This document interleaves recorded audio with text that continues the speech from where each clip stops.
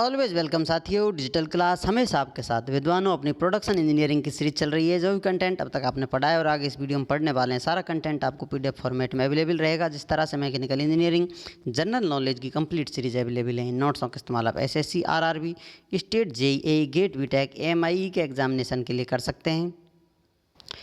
जैसा कि साथियों आप जानते हैं, इसकी झलक आपको पिछली वीडियो में मिल चुकी है। Planetary meal by digital class. यहाँ पर वर्कपीस का हम पीछा नहीं छोड़ रहे हैं, लगभग ये पीछा छूटने ही वाला है। अब तक जैसी जैसी आवश्यकताएं होती हैं ऐसे ऐसे वर्कपीस को हम ढाल लेते हैं, और आगे भी आवश्यकता होगी तो इन्वेंशन होते रहेंगे, नए तकनीकों का आविष्कार होता रहेगा। जितना सिलेबस में उतना पढ़ लीजिए, बहुत सारे हो चुके हैं जो आपको नहीं पढ़ाए जा रहे हैं। ये बेस है जो आपको समझा दे किस प्रकार से चीज़ें बदलती रहती हैं, किस प्रकार से इन पर काम किया जाता है, किस प्रकार से फाउंडेशन हुआ था इन चीज़ों का। तो यही कंटिन्यू कर रहे हैं हम। तो आते हैं प्लानिटरी मील्स पर।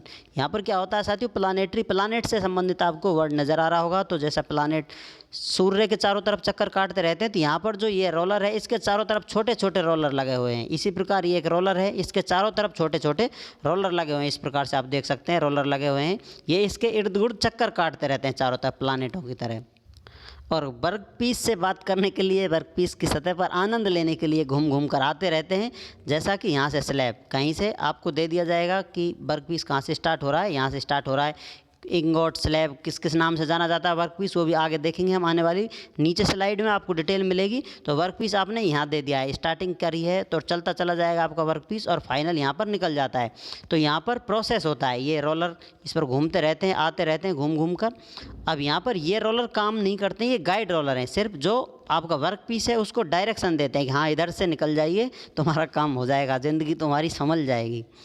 तो यहाँ पर ये बैकअप रोलर कौन से हैं, जो आपको मोटे रोलर नज़र आ रहे हैं, ये बैकअप रोलर हैं, सपोर्ट दे रहे हैं बाहरी रोलरों को, जो कि मेन कांटेक्ट करने वाले हैं वर्क पीस से।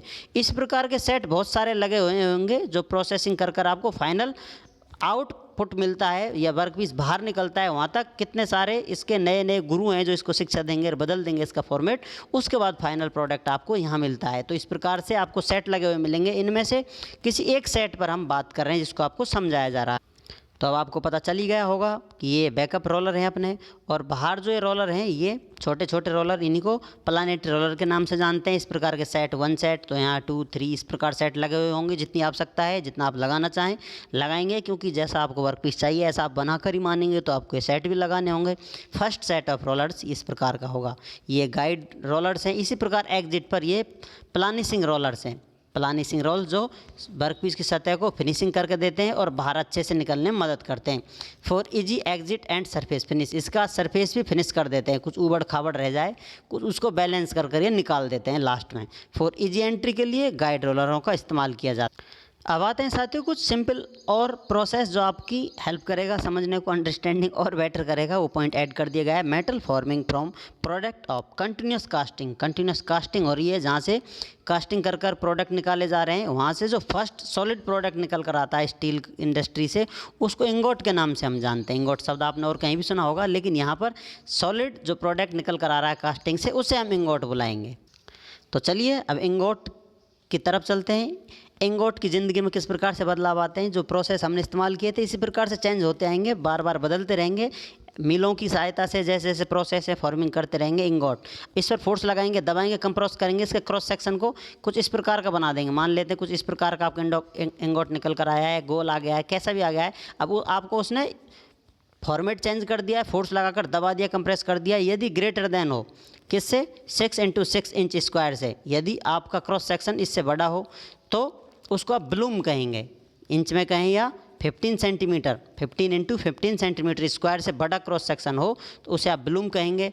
और यदि आप और छोटा कर देते हैं, लेकिन इससे बड़ा होना चाहिए, 1.5 × 1.5 इंच स्क्वायर से इससे बड़ा होना चाहिए, या फिर आप सेंटीमीटर में कहें ग्रेटर देन 4.5 × 4.5 सेंटीमीटर स्क्वायर, उसको आप ब्लेड के नाम से जानेंगे, बुलाएंगे, ना इंडस्ट्री में जाना जाता है। ब्लूम, पहले इंगोट आया, फिर ब्लूम आया, फिर ब्लेड, फिर और छोटा करेंगे क्रॉस सेक्शन, फोर्स लगाते जाएंगे, आप दाबते जाएंगे, कंप्रेस करते जाएंगे। अब क्यों, किस प्रकार, कैसे कर रहे हैं ये पूछने की आवश्यकता नहीं है, क्योंकि अब डिटेल में आप प्रोसेसिंग जानते हैं किस प्रकार से वर्कपीस की ज़िंदगी को बदला जा रहा है। तो इस पर और फोर्स लगाएंगे, क्रॉस सेक्शन और कम कर देंगे। इसकी विड्थ कितनी होगी, 10 इंच, थिकनेस कितनी होगी 1.5 इंच कर दी जाएगी। तो इस प्रकार का प्रोडक्ट स्लैब कहलाएगा, इसको स्लैब कहेंगे। जैसा आपको बताया था स्टार्टिंग में स्लैब एंट्री कर रहा था, अब इसको और कंप्रेस करते हैं, फोर्स लगाते हैं, दबाते हैं, फॉर्मिंग करते हैं, प्रोसेसिंग करते हैं, कोल्ड या थिक हॉट करते हैं, तो इसकी थिकनेस कम या ज़्यादा करते हैं। तो जैसा कम या ज़्यादा करेंगे तो इस प्रकार से इनके नाम चेंज होते जाते हैं। थिकनेस 5 सेंटीमीटर स्क्वायर से ग्रेटर हो तो प्लेट कहलाएगी। अब प्लेट को भी और आप दबाएंगे तो सीट बन जाएगी। सीट किस प्रकार की होगी, उसकी विड्थ होगी ग्रेटर देन 600 सेंटीमीटर, इससे ज़्यादा बड़ी इसकी विड्थ होनी चाहिए, चौड़ाई होनी चाहिए। और इसकी थिकनेस कितनी होनी चाहिए, या तो 5 सेंटीमीटर के बराबर या इससे कम होनी चाहिए, तो वो सीट कहलाएगी। अब सीट में से भी आप कट कर देंगे तो स्ट्रिप बन जाएगी।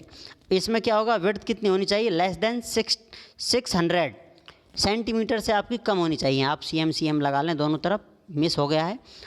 और थिकनेस कितनी होनी चाहिए, 5 सेंटीमीटर से कम होनी चाहिए, तो स्ट्रिप कहलाएगी इस प्रकार की। जो आपका वर्क पीस होगा, आप प्रोसेस करते आएंगे, कट करते आएंगे, छोटा करते आएंगे, तो प्रोसेस से बदलता जा रहा है।